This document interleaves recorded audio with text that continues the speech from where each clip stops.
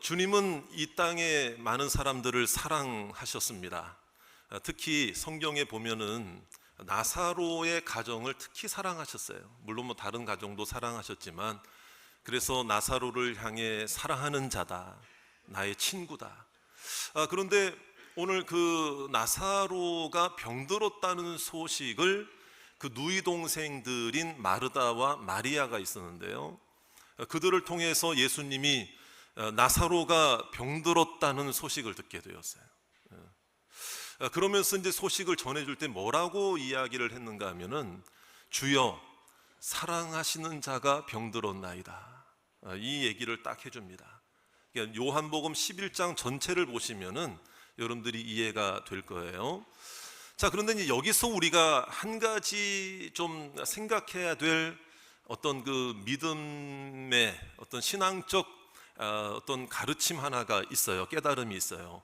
사랑하시는 자가 병들었다. 이건 뭐냐면은 사실 주님이 사랑하시고 주님의 사랑을 많이 입는 자들도 병에 걸릴 수 있다 없다, 병들 수도 있다. 이게 이제 우리 인생의 연약함이라는 거죠. 그러니까 예수님께 그 소식을 먼저 전해줄 수밖에 없는 이 절박함의 상황이 주님이 사랑하시는 자에게도 발생이 될 수 있다라는 것을 우리는 겸손함으로 또 받아들여야 되잖아요. 그런데 이제 그때의 예수님의 반응이 문제였습니다. 이 소식을 듣게 되면은 여러분들 가족 중에 누군가가 병들었다라고 한다 그러면은요, 열일 제쳐놓고 아마 달려가지 않겠습니까? 그런데 예수님이 이 얘기를 듣고 무슨 이유에서인지 모르지만 지체하십니다. 바로 가시지 않습니다. 지체하시는 거예요. 더군다나 어떤 말씀까지 하시는가 하면, 이 병은 죽을 병이 아니다. 마치 이걸 잘못 들으면은 이 병을, 지금 중차대한 이 질병의 상황을 대수롭지 않게 여기시는 것처럼 보여질 수도 있는 거예요. 만약에 여러분들이 누군가에게 중한 질병에 걸려서 그걸 부탁을 하는데, 아유 그거 괜찮아 그거 병도 아니야, 만약에 그렇게 반응을 한다면은 얼마나 상처가 되고 상심이 되겠느냐 이 말이에요. 근데 예수님이 이와 같은 말씀을, 다름 아니라 다른 분도 아니고 예수님이 이와 같은 말씀을 하셨다면은 이 병을 무시하셨단 말입니까? 대수롭지 않게 여기시듯이 말씀하신 거예요. 그러면서 이 나사로의 질병 소식을 들었음에도 불구하고 지체하시다가 결국에는 나사로가 죽고 맙니다. 근데 더 충격적인 것은, 죽은 지 나흘이나 됐는데도, 죽은 것을 아세요. 주님도 아셨어요. 그런데도 불구하고 나흘이나 지나서 그 동네 베다니에 오시게 되었는데, 그것도 어떻게 오셨는가 하면은 마을로 들어가지 않고 마을 어귀에서 또 한 번 지체를 하시는 거예요. 그러니까 나사로의 동생 중에 언니였던 그 마르다가 예수님 보고 먼저, 주님께서 여기 먼저 오셨으면은, 일찍 오셨으면 우리 오라버니가 죽지 않았을 텐데. 나중에 예수님을 또 만난 마리아도 똑같은 얘기를 하는 거예요. 주님이 여기 계셨더라면은, 먼저 오셨더라면은 우리 오라비가 죽지 않았을 텐데. 이런 아쉬움과 상심의 마음으로 이런 반응을 보이게 되는 거죠. 당연한 반응 아니겠습니까, 여러분? 마르다와 마리아 입장에서는. 자, 그러면 여기서 우리가 한 가지 생각해야 될 게 뭐냐? 그러면 예수님이 왜 지체하셨을까? 예수님이 왜 더디 움직이셨을까? 정말 이들에 대한 어떤 그 사랑의 마음이 바뀌어서 그런 것 아닙니까? 여러분, 식어서 그런 겁니까? 사랑이 식어서 그런 겁니까? 왜 예수님이 질병의 소식, 그리고 죽은 것을 알고서도 왜 지체하셨을까? 예수님이 실수라도 하셨다는 것입니까? 예수님은 전능하신 하나님의 본체이십니다. 하나님이십니다. 하나님의 아들이십니다. 믿습니까? 근데 그분이 실수하실 일은 없잖아요. 이거 왜 어떻게 된 일이냐 이 말이에요. 왜 지체하셨을까? 오늘 이 말씀을 통하여 여러분, 예수님이 지체하신 이유가 분명히 있음을 깨닫고, 오늘도 나를 향한 하나님의 계획과 은혜와 뜻이 이루어지는 오늘 이 시간이 되시기를 주의 이름으로 축원합니다. 사실은 예수님이 지체하신 것이 아니고 옆에서 볼 때는, 인간의 눈으로 볼 때는 지체하신 것처럼 보입니다. 하지만 결코 예수님은 지체하지 않으셨습니다. 그 질병을 가볍게 여기지도 않으셨습니다. 무시하지도 않으셨습니다. 여전히 마르다와 마리아와 나사로의 가정을 사랑하신 줄 믿습니다. 우리 눈으로 볼 때는 지체하신 거였지만 사실은 지체하신 것이 아니라, 따라합시다. 지체하신 것이 아니라 어떻게 하신 거예요? 기다리신 거예요. 기다리신 거예요. 지체한 것과 기다린 거하고는 엄연히 다릅니다. 그래서 오늘 제목처럼 그 어떤 기다림이냐? 바로 주님의 기다림. 주님께서는 일부러 기다리신 거예요. 일부러 어쩔 수 없어 지체하신 것이 아니고 계획과 목적과 뜻이 있어서 기다리신 거예요. 그것이 뭐냐면 하나님의 타이밍을 기다린 거예요. 하나님의 때를 기다린 거예요. 그것이 무엇이냐? 하나님의 영광을 나타낼 때를 기다리고 또 기다린 것입니다. 당장은 아프고 당장은 안타깝고 당장은 불쌍히 여겨지는 마음이 있지만은, 저를 따라 하실까요? 하나님의 영광을 위하여 기다리신 거예요. 기다리신 거. 이것이 하나님의 타이밍이에요. 여러분, 인간의 타이밍, 인간의 시간표, 나의 시간표는 다 나의 유익과 나의 모든 것을 나 중심으로 움직이는 게 이 나의 시간표일 수 있습니다. 하지만 하나님의 시간표는 달라요. 하나님의 시간표는 철저하게 하나님의 뜻과 하나님의 영광을 위하여 움직이고 계획됨을 믿으시기 바랍니다. 우리가 지금 그것을 깨닫지 못해서 서운하고 지금 그것을 깨닫지 못해서 조급해진다 할지라도 여러분, 분명히 하나님은 이해하게 하시고 깨닫게 하시고 뜻을 가르쳐 주실 줄 믿습니다. 그래서 예수님은 결코 지체하신 것이 아니고 기다리셨기 때문에, 하나님의 때를 기다리셨기 때문에. 그래서 여러분, 나사로를 결과적으로는 잘 알고 있습니다. 나사로를 장사 지낸 그 무덤에 돌을 옮겨라고 하셨고, 나사로야 나오라 하심으로 나사로를 살리실 계획과 하나님의 영광, 하나님의 뜻을 나타내시기 위해 주님은 기다리신 줄로 믿습니다. 그래서 아까 주님께서 그런 말씀하셨다고 그랬잖아요. 이 병 죽을 병 아니야. 이 얘기는요, 오해하시면 안 돼요. 대수롭지 않게 여기셔서 말씀하신 게 결코 아니라 전체를 다 읽어봐야 됩니다. 그래서 오늘 11장 4절 말씀, 왜 그와 같은 말씀을 하셨는지가 잘 드러나는데요. 다 같이 우리 4절에 있는 말씀 다 같이 함께 읽겠습니다. 시작. 예수께서 들으시고 이르시되 이 병은 죽을 병이 아니라 하나님의 영광을 위함이요 하나님의 아들이 이로 말미암아 영광을 받게 하려 함이라 하시더라. 할렐루야. 오직 하나님의 영광입니다. 하나님의 영광이 나타나는 일입니다. 하나님의 영광이 목적입니다. 여러분, 아무리 우리에게 안타까운 일이 있어도 그 안타까운 일들이 지금은 안타까운 것처럼 보이지만 분명히 하나님의 영광을 위하여 그 안타까움도 사용해 주실 줄로 믿습니다. 그래서 나사로를 살리신 것은 나사로 한 사람만 살리신 것이지만, 나사로 한 사람만 살리신 것이지만 나사로 한 사람을 살리신 것을 통해서 예수님이 곧 부활하실 것에 대한 예고편을 우리에게 보여주신 것이고, 나사로 한 사람을 살렸지만 나사로 한 사람만 살린 게 아니라 나사로 한 사람을 살린 걸 통해서 모든 믿는 자들에게도 부활의 소망을 가르쳐 주시기 위해서예요. 예수님 안에 있는 자는 이 땅의 육신의 삶이 끝나고 나서 천국에 가게 되지만, 예수님 다시 오시는 재림의 때가 되면 먼저 간 영혼과 이 땅에 남겨진 육신이 하나가 되어 새로운 부활체의 영광을 얻게 될 줄로 믿습니다. 여러분, 나사로의 부활은 주님의 부활의 예고편이고, 주님의 부활은 바로 나의 부활을 가르쳐 주시는 그 하나님의 은혜요 축복인 줄로 믿으시기를 주의 이름으로 축원합니다. 그래서 예수님의 기다림은 어떤 기다림이었는가 하면 눈물의 기다림이었다. 눈물의 기다림. 여러분, 예수님이 나사로가 죽었다는 소식을 듣고 여러분, 예수님도 슬퍼서 우신 게 아니에요. 오늘 분명히 말씀에 나오잖아요. 예수께서도 비통히 여기시고 예수님이 불쌍히 여기시고 예수님이 눈물을 흘리셨다고 했는데, 여기서 예수님이 눈물을 흘리신 것은 사람들은 지금 나사로가 죽은 것 때문에 슬퍼서 울고 있지만은 예수님은 슬퍼서 우시는 분이 아니에요. 왜냐? 여러분, 지금이라도 나사로를 살리실 계획과 의도와 목적이 있기 때문에 예수님께서 눈물을 흘리신 것은 나사로가 죽은 것 때문에 어찌할 수 없어서 슬퍼서 눈물을 흘리신 것이 아니고, 그 부활에 대한, 영혼의 구원에 대한 하나님의 영광과 하나님의 역사에 대해서 그 믿음이 없어서 지금 불쌍히 여김을 받아야 할, 그렇죠?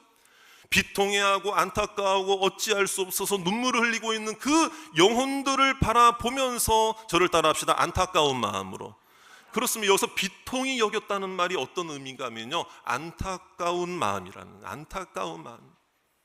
그들의 믿음 없음을 보고 불쌍히 여기시는 마음으로, 그리고 하나님의 영광의 때를 기다리면서, 여러분, 그러나 여러분, 주님의 기다림은 그 눈물의 기다림이라는 이유가 뭐냐면, 여러분, 마르다와 마리아가 눈물을 흘리고 있을 때 예수님도 같이 울어주셨음을 믿으시기 바랍니다. 안타까운 심정으로 그들에게 하나님의 뜻이 이루어질 것을 하나님 주님께서는 미리 아셨기에, 여러분, 지체하신 것이 아니라, 아까 기다리신 거라고 그랬죠? 기다리시지만 주님은 그냥 기다리시지 않습니다. 우리는 무엇인가를 기다릴 때 안타깝고 절망 가운데 기다리고 눈물 흘리며 기다릴 때가 많잖아요. 그런데 주님께서는 이미 여러분, 나사로를 향한 그 계획과 그 역사와 하나님의 능력과 은혜의 일들을 이미 시작하신 줄로 믿습니다. 그래서 11절 말씀에도 보면은 뭐라고 나와 있는가 하면, 우리 친구 나사로가 잠들었다. 여기서 잠들었다는 얘기는 이미 죽었다는 걸 예수님도 아시는 거죠. 그러면서 하시는 말씀이 뭐냐면, 그러나 내가 깨우러 가노라. 할렐루야. 예수님은 이미 그때부터 사역을 시작하셨고 기적을 시작하셨고 하나님께 영광을 올릴 일을 시작하셨고 나사로를 향한 계획을 시작하신 줄로 믿습니다. 내가 깨우러 가노라.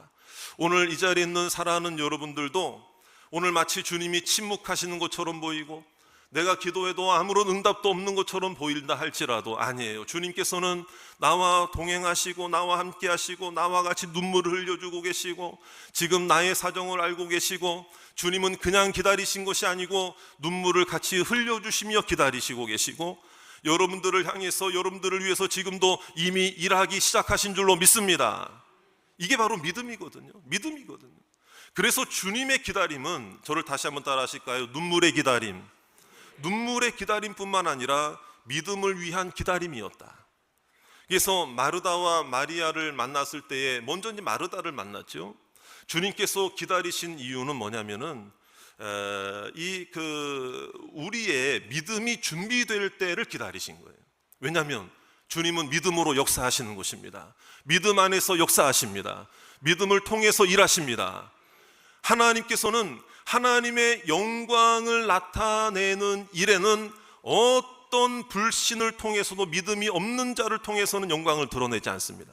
반대로 말하면 아무리 부족하고 연약해도 믿음이 있는 자, 믿음을 고백하는 자를 통해서 하나님은 영광을 드러내실 줄 믿습니다. 아무리 유명하고 아무리 뛰어나고 아무리 특출하고 아무리 높은 자리에 있는 자라 할지라도 아무리 능력과 권세를 가진 자라 할지라도 여러분, 믿음이 없는 자를 통해서는 하나님은 일하시지 않습니다.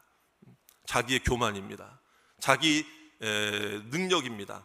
자기 권세, 자기 자랑밖에 안 되는 것입니다. 하지만 아무리 부족하고 연약해도 그 믿음을 고백하는 자를 통해서 그 믿음이 준비될 때를 기다리셨고 그 믿음을 보시고 역사하시는 주님이심을 믿으시기 바랍니다. 마르다와의 대화가 나오는데요, 가만히 보세요. 25절부터입니다. 25절부터 27절까지 연이어서 다 같이 함께 읽겠습니다. 시작. 예수께서 이르시되 나는 부활이요 생명이니 나를 믿는 자는 죽어도 살겠고 무릇 살아서 나를 믿는 자는 영원히 죽지 아니하리니 이것을 네가 믿는. 자, 뭘 질문하셨습니까? 뭘 확인하셨습니까? 네가 이걸 믿느냐? 여기서 말하는 죽어도 살겠다라는 얘기는 뭐예요? 육신의 죽음을 말하는 거예요. 육신의 죽음. 그러나 여기서 말하는 살겠다라고 하는 것은 진정한 부활을 의미하기도 하지만 영원한 천국의 영생을 약속하시는 말씀입니다. 그 영생을, 구원의 생명을 얻은 자들은 이 땅에서 살아서 나를 믿는 자는 영원히 죽지 아니하리니 천국의 영생을 허락해 주시는 줄 믿습니다. 이 땅에서의 죽음이라고 하는 것은 참으로 안타깝고 아픈 일이긴 하지만 여러분, 예수 안에서는 죽음과 삶의 경계선이 없는 것입니다. 여러분, 늘 자주 제가 표현하는 이야기이지만 우리가 이 땅의 생명을, 육신의 생명이 끝나는 것은 영원한 종료가 아닙니다. 바로 우리는 천국으로 이사를 하는 것입니다. 믿습니까? 이 부활의 소망을 허락해 주시고 먼저 말씀하시고, 그래서 마르다에게 네가 이것을 믿느냐, 이 질문을 한 거예요. 예수님은 마르다에게 다른 걸 요구하지 않으셨어요. 다른 걸 대답을 원하지 않으셨어요. 너 이 세상에 어떻게 성공적으로 살래? 어떻게 행복한 인생 될래? 뭐 누리면서 살래? 뭘 가지면서 살래? 뭐 하면서 살래? 너 돈 많이 벌 방법이 뭐냐? 너 건강 유지할 방법이 뭐냐? 너 어떻게 살 거냐? 어떻게 이 땅에서 집 한 칸이라도 마련하면서 살 거냐? 너 사업하는데 너 그 사업 어떻게 할 거냐? 자녀 교육시키는데 그거 뭐 어떻게 하면서 살 거냐? 물론 그것도 다 중요하죠. 하지만 여러분, 그 모든 것들을 하나님께서 주신 은혜로 주어지게 하시는 가장 큰 밑바탕이 되고 걸음이 되고 가장 뿌리가 되는 것은 오직 하나, 믿음입니다. 하나님을 믿는 이 믿음만 있다면, 그래서 여러분, 마르다에게 그런 안타까워하고 슬퍼하고 있는 그 마르다에게 다른 거 요구하신 게 아니에요. 다른 거 물어보신 게 아니에요. 다른 거 물어보신 게 아니라 이 부활을 네가 믿느냐, 영생을 믿느냐, 구원을 믿느냐, 내가 구원자라는 것을 믿느냐, 이걸 말씀하신 거예요. 그때 마르다의 대답이 무엇입니까? 27절 다 같이 읽겠습니다. 시작. 이르되 주여 그러하이다. 주는 그리스도시요 세상에 오시는 하나님의 아들이신 줄 내가 믿나이다. 할렐루야. 여러분, 오라비가 질병 가운데 주님이 더디 오신 것처럼 생각이 되어지는 상황 속에서 죽음을 맞이했으니 주님도 야속하고 오라비를 생각할 때 얼마나 안타까운 마음이 들겠습니까?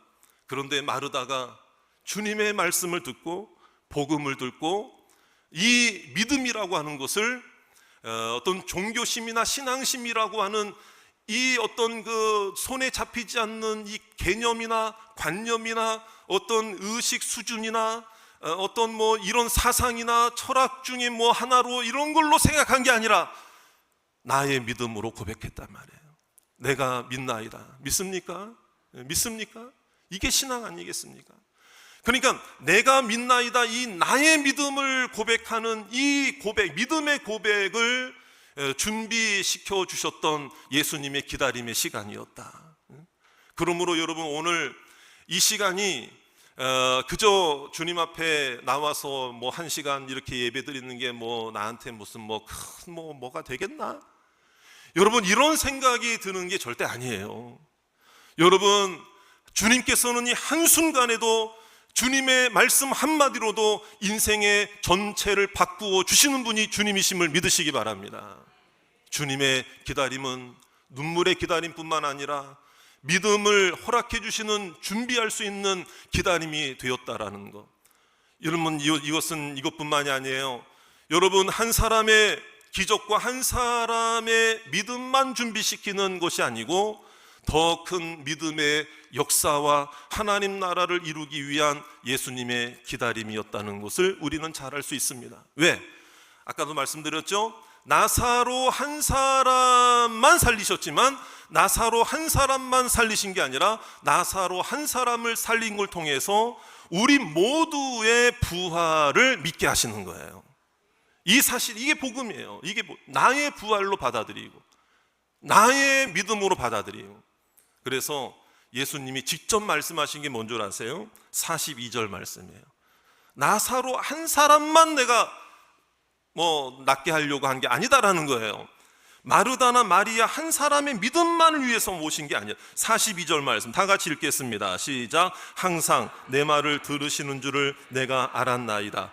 그러나 이 말씀하옵는 것은 둘러선 무리를 위함이니 곧 아버지께서 나를 보내신 것을 그들로, 자, 나사로 한 사람만 아니죠. 그들로 믿게 하려 함이니이다. 할렐루야. 여러분, 또 하나의 증거가 있습니다. 근거가 있습니다. 나사로가 이제 우리는 결과적으로 알고 있잖아요. 살아났잖아요. 나중에 예수님과 식사하는 자리가 있었는데 이미 많은 사람들이 나사로 때문에 놀라워했잖아요. 근데 놀라기만 한 게 아니에요. 12장 11절을 딱 보세요. 아주 중요한 단어가, 문장이 나와요. 우리 같이 한번 읽어볼게요. 시작. 나사로 때문에 많은 유대인이 가서 예수를 믿음이로라. 할렐루야. 여러분, 예수님은 이와 같은 믿음을 위하여, 이와 같은 믿음의 더 큰 축복과 역사를 위하여 여러분 지체하신 것이 아니라 기다리셨다는 것을 믿으시기 바랍니다. 우리를 위해서도 지체하지 아니하시고 오히려 지금부터 이미 일을 시작하신 줄 믿습니다. 나를 위하여 예비하신 은혜가 있는 줄 믿습니다. 그리하여 그 무덤을 향해서 돌을 옮겨 놓으라고 하셨고, 오늘의 가장 클라이막스, 가장 절정이 뭐예요? 그 무덤을 향해서, 죽은 자를 향해서 나사로야 나오라. 할렐루야. 마치 살아있는 사람을 향해서 이야기하는 것처럼, 그렇습니다. 이것이 오늘 우리의 외침이 되어야 하는 것입니다. 여러분 마음속에 이미 마음이 무덤과 같은 분이 있으실 거예요. 지옥과 같은 분도 있으실 거예요. 죄송하지만 뭐 이렇게 예배드리러 오신 분들한테 지옥 얘기를 해서 죄송하지만 비유가 그렇다는 얘기예요. 비유가 그렇다는 거예요. 여러분, 어떤 상황에 따라 우리 똑같은 가정이고 똑같은 집이고 내 형편인데 어떨 때는 천국이 됐다가 어떨 때는 지옥이 됐다가 내 마음도 왔다 갔다 할 때가 있을까요? 없을까요? 있습니다. 그럴 때마다 우리는 절망하고 낙심합니다. 그러나 이번 한 주간에는 우리에게 선포하라고 주님이 가르쳐주신 말 한마디가 있어요. 그건 바로 뭐냐? 나사로야 나오라. 믿습니까? 이 말을 우리는 똑같이 예수님과 같이 선포해야 할 줄로 믿습니다. 나의 무덤이 있다면 그 무덤을 향해서, 나의 오래된 상처가 있다면 그 상처를 향해서, 살아있는 것 같지만 죽어있는 것처럼 똑같은, 죽어있는 것과 똑같은, 살아있으나 살아있다고 볼 수 없는 나의 상황이 있다면은 여러분 믿음을 가지고 나사로야 나오라 우리도 외칠 때 이번 한 주간에 놀라운 기적이 이루어지게 될 줄로 믿습니다. 그런데 여기서 한 가지 꼭 짚고 넘어가고 싶은 게 있어요. 말씀을 준비하고 묵상하다 보니까 이 마르다와 마리아의 마음을 한번 좀 더 이렇게 들여다보게 되니까 어떤 그 질문이 하나 생기냐면요, 물론 우리 결과적으로는 하나님의 영광, 또 하나님의 기적, 나사로가 살아났으니까 그렇죠? 그런데 당장 지금 죽었을 때의 그 아픔과 상심의 마음이 있을 그 마르다의 마음, 또 마리아의 그 상황에서의 그 마음을 한번 들여다보니까 분명히 예수님은 그랬잖아요. 영광을 위하여, 하나님의 영광을 위하여 예수님이 지체한 것처럼 보였잖아요. 그렇지만 그 이유가 뭐라고 그랬어요? 누구의 영광을 위하여? 자, 그러면은 주님은 그런 계획을 가지고 있었긴 했지만 여러분, 마르다와 마리아의 입장에서는 지금 누가 죽었어요? 자기 사랑하는 오빠가 죽었잖아. 오빠가 죽었잖아. 죽음은 상심이고 상실이고 아픔이고 어떻게 할 수 없는 거잖아요.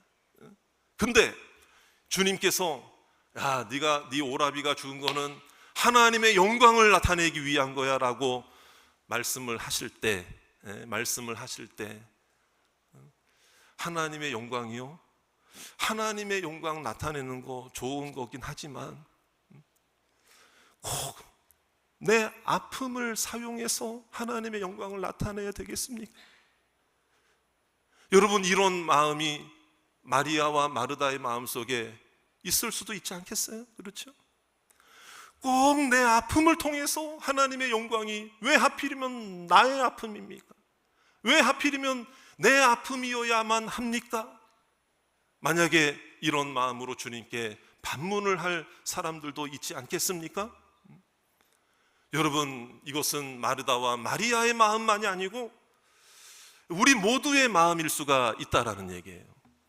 그러나 여러분, 주님께서는 분명히 말씀하신 대로 나사로를 다시 살려주신 줄 믿습니다.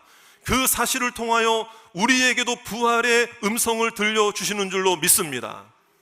내 아픔을 사용하셔서 하나님의 영광을 드러내는 일이 당장은 이해가 안 되고 또 아프고 또 아픈 일이고 당장은 해결이 되지 않는 문제라 할지라도 우리는 여기서 분명히 잊어버리지 말아야 될 몇 가지의 사실이 있습니다. 그것은 뭐냐면 하나님은 그럼에도 불구하고 여전히 나를 사랑하신다는 것입니다.